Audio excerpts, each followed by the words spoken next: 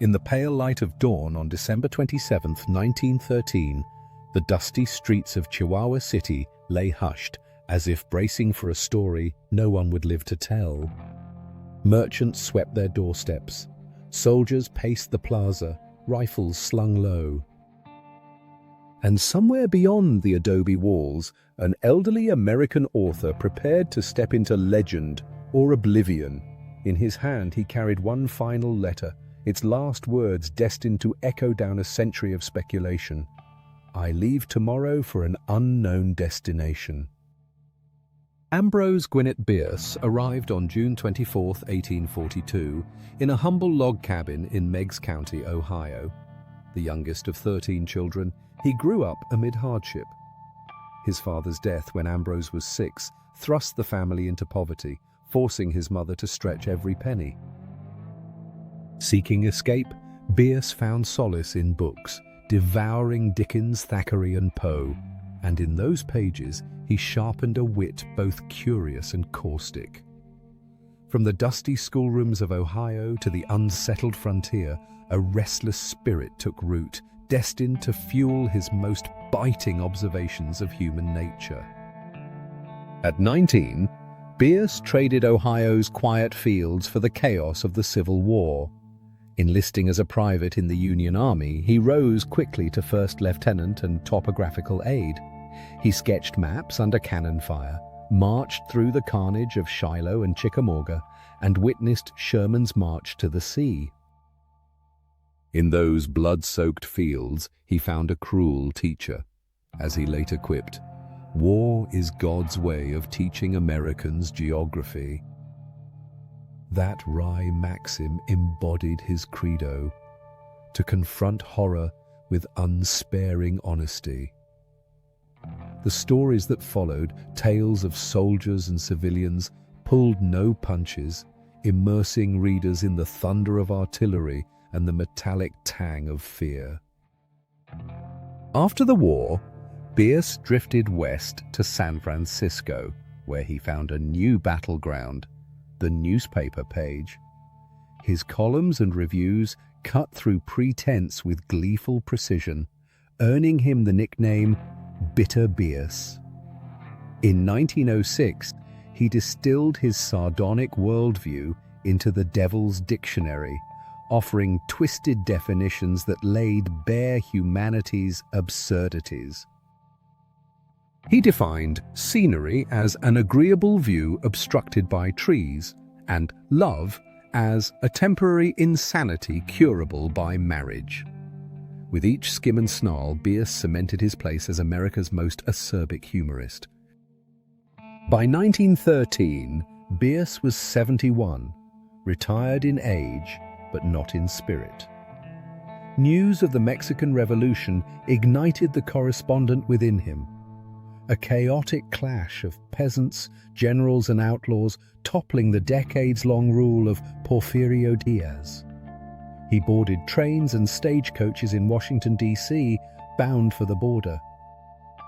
In Ciudad Juarez, he embedded with Pancho Villa's forces, filing dispatches on skirmishes that reshaped northern Mexico.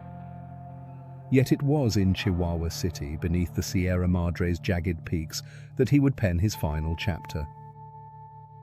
Chihuahua City sat at the crossroads of rail and revolution, its adobe facades pocked by rifle fire and dust storms. Bierce arrived in early December, booked into a modest hosteria near the bustling marketplace, and settled into his routine.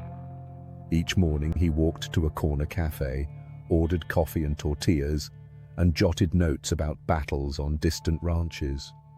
He moved through the city like a shadow, familiar enough to be seen, elusive enough to vanish. On December the 26th, Bierce drafted his farewell to friend Blanche Partington. "As to me, I leave here tomorrow for an unknown destination." No hint of fear, no sign of regret, just his trademark wry acceptance of life's final mystery. He handed the letter to the post clerk at dawn and melted into the desert wind, unseen, unsung, unresolved. Weeks passed without word. Concern rippled through San Francisco's literary circles. Consular officials in El Paso gathered contradictory testimonies. Some said he joined Huerta's troops. Others claimed he fell to bandits. Soldiers whispered of an American shot at sunrise. Ranchers spoke of a traveler left wounded in a canyon ravine.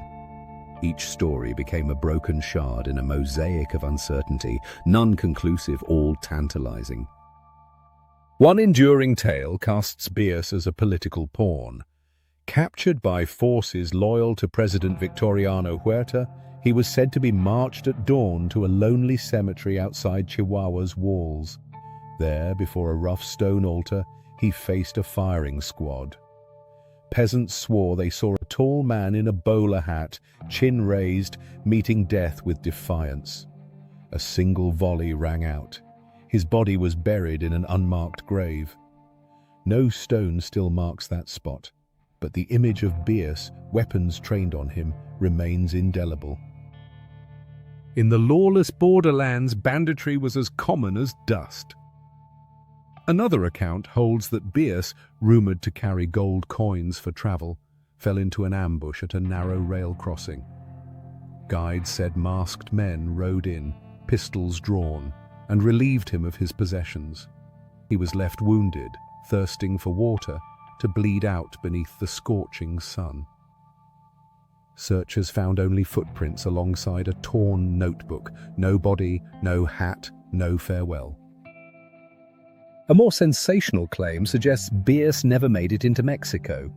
Instead, he veered back toward Arizona, seeking solitude in the Grand Canyon's vast chasms. Haunted by combat and grief, he supposedly slipped away at dusk and wandered the rim until night fell. There, overcome by despair, he ended his life in secret. His notebooks, one filled with dispatches, the other with private musings, vanished into the canyon's shifting sands and rock slides. Some scholars argue Bierce orchestrated his own disappearance. Disgusted by modern civilization's absurdities, they say he donned local dress and blended into indigenous villages of the Sierra Madre. Untroubled by fame, he may have chosen to live out his days among people whose lives escaped newspaper headlines. No letter ever arrived to confirm it. No traveler reported a storytelling elder reciting satirical verses in Zapotec. Yet the theory endures, perhaps his final jest on the world itself. Over the decades, Ambrose Bierce's vanishing became legend. Carlos Fuentes dramatized it in The Old Gringo, while playwrights and poets have reimagined his final steps. In dusty archives, historians still debate each rumor. Grave hunters deploy ground-penetrating radar in Chihuahua's cemetery. Writers comb Pancho Villa's dispatches for stray mentions of a foreign correspondent. Yet every lead fades beneath the larger question Bierce posed, the tension between fact and fable. Bierce himself believed cynicism is intellectual treason, a creed he lived with unflinching conviction. His stories, An Occurrence at Owl Creek Bridge, Tales of Soldiers and Civilians, The Devil's Dictionary, continue to challenge readers to confront humanity's darkest impulses. His satirical definitions remind us that language can be both scalpel and shield, and the mystery of his disappearance lingers as perhaps his greatest creation, a blank page into which each generation writes its own theories. In the early light of history, Ambrose Bierce's footsteps vanish among mesquite and sagebrush. No tombstone marks his final rest. No epitaph records his journey's end. Instead, we carry his last message like a dare, that life's greatest mystery is not what we write, but what we leave unwritten. As you close your eyes tonight, imagine stepping into your own unknown. What story would you dare to leave behind?